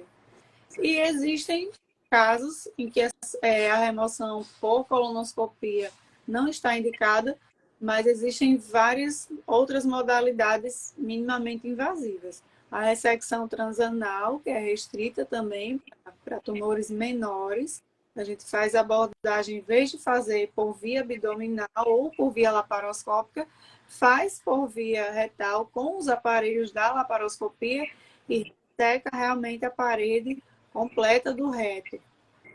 Caso a gente, antes disso, o paciente está muito bem mapeado. E caso o tumor seja mais do que estava previsto, essa cirurgia é prontamente complementada. Caso contrário, era isso mesmo que estava programado, ele vai ficar em segmento. Tumores muito iniciais, tem mais opções de tratamento. Com a videolaparoscopia, a cirurgia e o pós-operatório avançaram muito. Antigamente, um paciente que tinha um tumor de reto, por exemplo, era submetido a uma laparotomia, né, com a cicatriz enorme, um pós-operatório muito complicado, passava uma semana internado no hospital até voltar a funcionar o intestino, uma boa parte precisava de colostomia. Hoje em dia, não. Hoje em dia, a colostomia, quando ela é programada, a maioria dos casos é uma colostomia temporária, que a gente faz anastomose, né? Trabalha naquela parte mais distal do intestino, principalmente o reto, a parte porção média e fim do reto. E a gente, para deixar essa área de cicatrização em repouso, faz uma ostomia de derivação, para deixar aquela área em repouso e desviar o conteúdo fecal. E assim que possível, essa ostomia é revertida. E ainda existem casos em que é necessária a ostomia definitiva. Isso é muito bem conversado, mostrado, explicado e consentido para o paciente, quando é a única alternativa dele e a única chance de cura. Isso é importante ser bem esclarecido. Uhum. Então, existem várias modalidades cirúrgicas e cada uma vai se encaixar para aquele paciente. E existem também ponderações. Por exemplo, uma senhora de 80 anos que usa fralda e tem um tumor lá no final do reto, já pegando anos. Para que eu vou fazer uma anastomose lá no canal anal? Ela vai ficar incontinente e com a qualidade de vida péssima, tendo infecção de assadura, enfim. Eu não posso nunca piorar a qualidade de vida do paciente. E para ela é melhor uma colostomia. Isso vai ser conversado também. Então, cada caso vai ser abordado bem individualmente. Com a equipe, assim, importante, normalmente é a equipe multidisciplinar, né? Assim, que vão estar conversando e discutindo melhor para esse paciente. Falando nessa parte do tratamento, que aí voltado para o tratamento, né, fora, né, o não cirúrgico, da radioterapia, da quimioterapia. Então, dependendo como, sempre vai voltar nisso aí, a personalização. Mas né, a necessidade dessa rádio, da quimio, das duas juntas, em que você tem um tempo de tratamento também, eu sei que também depende, lógico, do tamanho, do tipo do tumor, da posição, mas normalmente assim, o tempo de tratamento existe, você tem algum tipo de, tem algum padrão? Sim, não usando tem. essa palavra. No caso dos tumores de cólon, quando a gente faz a cirurgia e a gente precisa fazer a quimio complementar, ela varia de 3 a 6 meses, de acordo com ou algumas características desse tumor que a gente vê na patologia, tá? Mas varia de 3 a 6 meses. Nos casos dos tumores de reto médio e distal, que é o mais lá para baixo, que a gente faz a quimio e rádio antes, a gente tem alguns tipos de protocolo.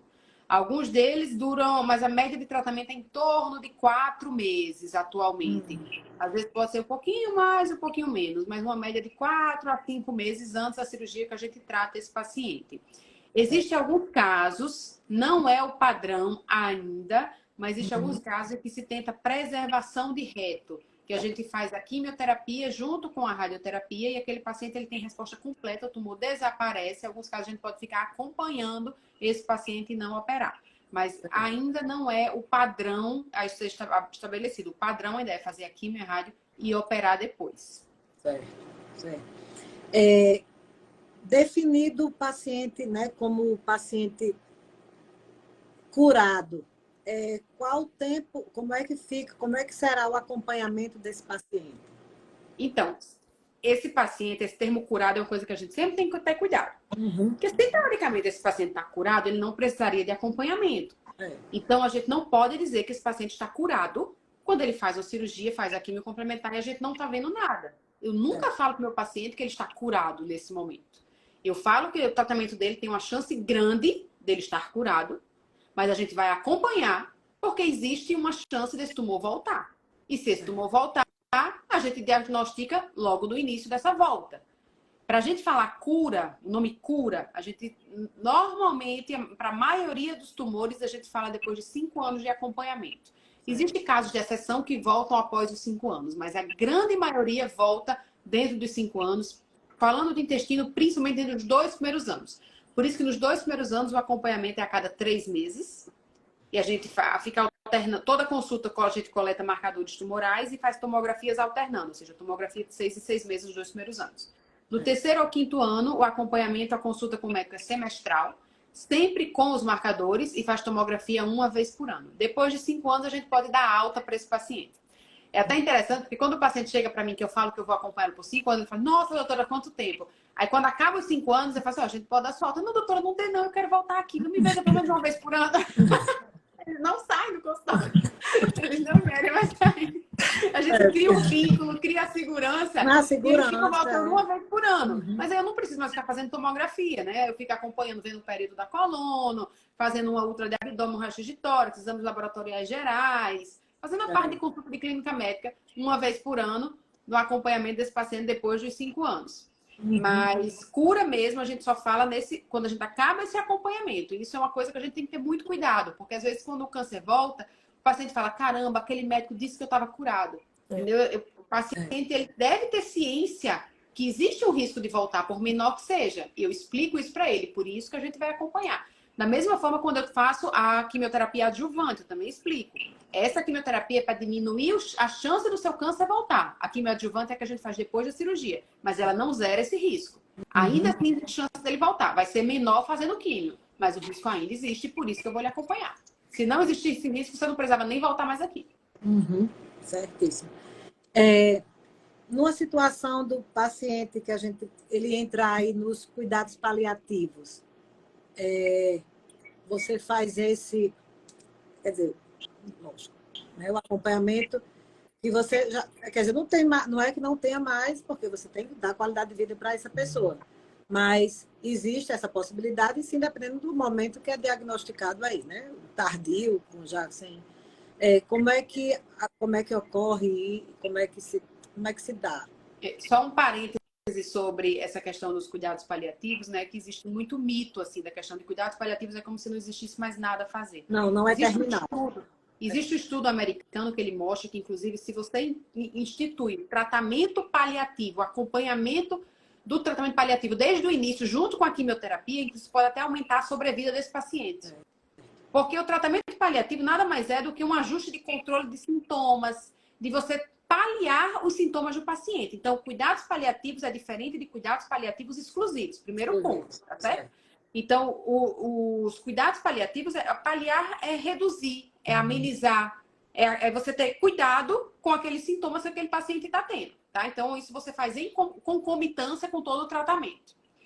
Os cuidados paliativos exclusivos, que é quando a gente não faz mais quimioterapia, é quando a gente já fez todo o que a gente tem disponível e mesmo assim aquele tumor ainda está resistente, ele continua crescendo. Aí chega aquele momento em que você tem que parar de olhar para o câncer e olhar para o paciente. Você vai olhar apenas para o paciente, independente desse câncer estar crescendo. Então você vai cuidar, vai focar especificamente na dor dele, no que ele está sentindo, no que está causando aquele mal-estar, se ele está vomitando ou se ele não está vomitando, o que é que você pode fazer para melhorar a vida daquele paciente. Porque pelo câncer, pode até ser que em algum momento a gente não tenha mais o que fazer, mas pelo paciente a gente sempre vai ter. Sempre vai ter. Até o último minuto daquele paciente a gente sempre vai ter. Né? Porque a gente tem que falar não só em qualidade de vida, a gente tem que falar também em qualidade de morte. A morte é uma certeza para todos nós. Independente de qualquer pessoa desse mundo, seja ela quem for, vai morrer. E é muito bom se a gente soubesse que todas as pessoas vão ter esse processo com dignidade, né? Objetivando uma qualidade, um controle de sintomas, uma redução do sofrimento o máximo possível. Com certeza. Certíssimo. Prevenção. A gente conversou, nós conversamos aí. Prevenção, principalmente aí, todas falaram, foram unânimes no estilo de vida, voltado aí para alimentação, exercício, muito disso, mas a consulta periódica, né, o seu médico, isso aí, essas consultas são essenciais. E o que é que vocês gostariam mais de falar com relação à prevenção, doutora Andréa, doutora Juliana, doutora Aline, algo que de repente não foi mencionado, ou focar em algo, né, além do que a gente estava falando, ou alguma orientação a mais? Eu acho que foi amplamente falado tudo, né? A gente discutiu todos os pontos em sequência, né? Do rastreamento, dos sintomas, do tratamento, chegando até no final, ainda falamos de cuidados paliativos. Então, a gente fez de ponta a ponta toda a discussão, como mensagem final. Mais uma vez, agradecer a você pelo convite, agradecer as meninas por compartilharem os conhecimentos aqui junto comigo. E um time de mulheres, né? Um girl power aí, né? E a mensagem final é assim: cuidem da sua alimentação, façam atividade física, leiam rótulos, preste atenção no que você está ingerindo, cuidado com excesso de corante, cuidado com excesso de alimento industrializado, pessoal.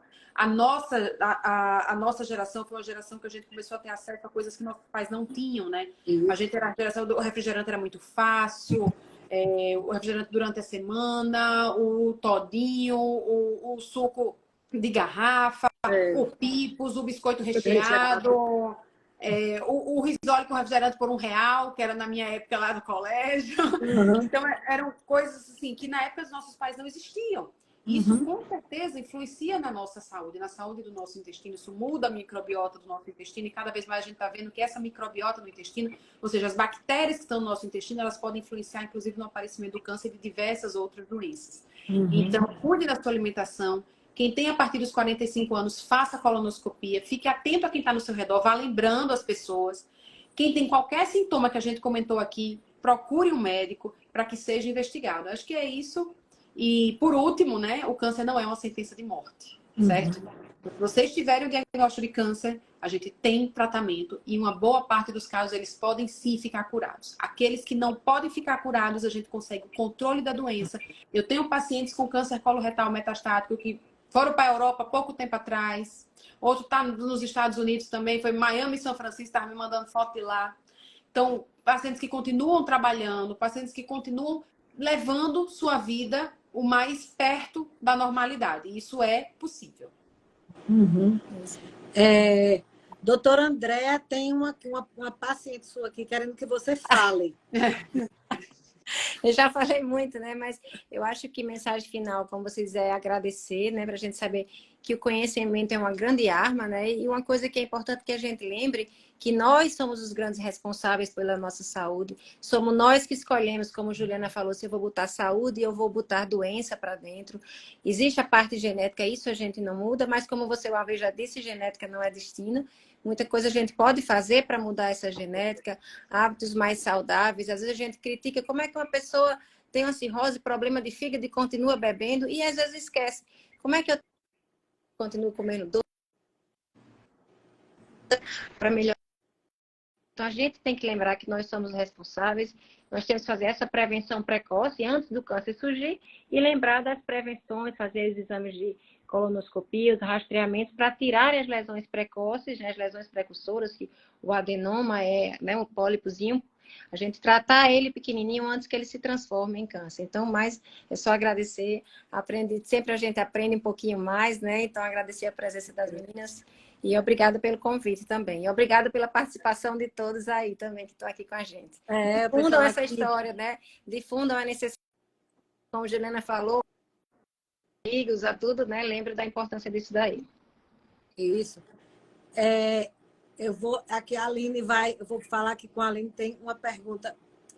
o pessoal está perguntando, a live sim vai ficar salva, a live vai ficar salva assim que a gente concluir, fechar, ela vai para o Instagram da Formule, a gente compartilha com as doutoras e amanhã também vai estar no canal do YouTube da Formule, certo? Assim, como todo mundo estava falando, e voltado sempre, a gente está focando muito nessa coisa da alimentação, dos hábitos saudáveis, né? Sempre tudo começa com as escolhas, né? Os hábitos são as nossas escolhas, a avaliação médica regular, prevenir, detectar precocemente, intervir adequadamente e o paciente precisa participar, né? Sempre. O paciente precisa estar participando junto com o médico que está tratando dele. Gotas de atenção, como a doutora Juliana falou, né? Uma boa dose de cuidado salvam vidas. E a saúde aí começa, né? O cuidado da nossa saúde começa com a gente mesmo. A vida a gente diz muito que a vida plena só se conquista com a saúde. E a saúde se faz com prevenção. Não é isso, doutoras? Exatamente. Então, assim, a Aline gostaria de deixar uma mensagem. Além de falar, as meninas disseram já que tomem rédeas da sua vida, né? Se cuide, coma bem, se alimente, cuide do estresse, durma bem. Tudo isso que a gente tem que ter como autocuidado, como prevenção, que o resultado vem agora e também vem a longo prazo. Uhum. Você vai ter a velhice que você está plantando agora, né? E cada vez mais a gente está vivendo por mais tempo. E como você quer viver, como você quer estar daqui a 20 anos, né? Depende de agora. Não tem como recuperar algumas coisas depois de 70, 80 anos. Tem que ser agora. E outra coisa que acho importante é que, além de se cuidar, cuide do outro. Isso. Né? Uhum. O câncer do intestino é pouco falado. Eu dei uma palestra, inclusive, esse ano no Congresso da Liga, e eu achei o tema bem intrigante quando me disseram assim, você vai falar sobre por que não fazemos rastreamento de câncer coloretal se ele é o segundo, terceiro câncer que mais mata no mundo. Aí eu fiquei assim, poxa, ele já está afirmando, né? Agora eu vou explicar por que faz. E é isso, é porque não se fala, é falta de informação, é falta de política pública, é porque a colonoscopia é cara, é porque tem pouco médico, é por mil coisas. Mas eu acho que se cada pessoa fizer um pouquinho, lembrar, falar, cobrar e disseminar essa informação, já é uma grande coisa. E uma coisa que eu sempre falo para o paciente, às vezes demora, mas deixa lá o pedido que uma hora ele sai. Exatamente. Eu digo, doutora, eu não tenho dinheiro, deixa lá. Só em você dizer para mim que você vai fazer, que você se interessou, para mim já está valendo. Uhum. Queria agradecer a oportunidade, acho que foi uma live riquíssima. Adorei participar. Obrigada, Luciana, obrigada às meninas. Foi maravilhoso. E boa noite. Quem nos prestou aqui, eu vi que muitas pessoas entraram. Deixaram... assim, muitas pacientes, muitos fãs, né, das doutoras, cada um que só via aqui a minha maravilhosa, a minha médica, a cirurgia, isso aqui. Que bom que são profissionais, que são grandes profissionais de referência, e além da parte, né, científica e técnica, são pessoas queridas pelos seus pacientes, que isso é muito importante. Né? Tem todo o saber, mas tem que ter o acolhimento. Isso é uma das coisas que faz a diferença. Então, muitas coisas fazem a diferença. Então, assim, eu agradecer primeiro a doutora Andréia por ter aceito. A doutora Andréia estava... Mas eu não sei que não, mas olha, estou muito fora da minha... Aqui, viu, Elaine? Ela está vendo? Deu tudo certo. Então, assim, da gente ter aceito, doutora Aline também, que a gente conversou e deu, assim, né, achou tudo, gostou também da ideia. Doutora Juliana, que foi a que eu conversei primeiro, assim, para ver o que é que ela achava, ela foi de pronto, assim, aceitou e achou super bacana. E o momento aí que vocês disponibilizaram do tempo de vocês, que não foi pouco, então aí nós estamos aí quase chegando em 2 horas de live, a gente estava avaliando qual o tempo de live, a gente conversando, já eu tinha dado meia hora, olha aí, imagine. Então, Que bom, e a todos vocês que estiveram aqui com a gente desde o início, que foram entrando, espero que tenham, que usem essa live, que assistam, vá passando, passe para o colega para assistir, vai passando aí os pontos que acharem mais interessante e que dissemine conhecimento para que a gente busque aí cada vez mais a qualidade de vida, a saúde, e é isso mesmo. Então, vamos fazer a foto aqui. Fiz pra foto. Os cabelos. Eita, os cabelos, todo mundo aí. Vou lá. Pronto. E, mais uma vez, boa noite, um bom descanso para todos e para vocês, doutoras. Muito obrigada. Viu? Boa Tchau, noite. pessoal. Boa noite. Tchau. Obrigada. Tchau.